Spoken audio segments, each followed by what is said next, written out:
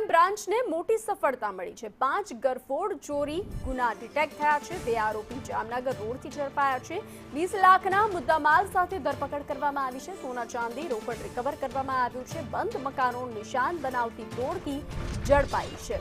તો રાજકોટ ક્રાઇમ બ્રાન્ચને મોટી સફળતા મળી છે। 5 વણ ઉકેલા ગુના ડિટેક્ટ થયા। ગાંધીગ્રામ અને પ્રદ્યુમનનગર વિસ્તારમાં ચોરી કરતી ટોળકીના 2 આરોપીને ઝડપી પાડવામાં આવ્યા છે। જામનગર રોડ પરથી ચોરીના મુદ્દામાલ સાથે 2 રીઠાર ચોરની ધરપકડ કરવામાં આવી છે। ત્રણ જે ગરફોડ છે એ ગાંધીગ્રામ પોલીસ સ્ટેશનમાં દાખલ થયેલી છે અને 2 ગરફોડ છે એ પ્રદ્યુમનગર પોલીસ સ્ટેશનમાં દાખલ થયેલી છે।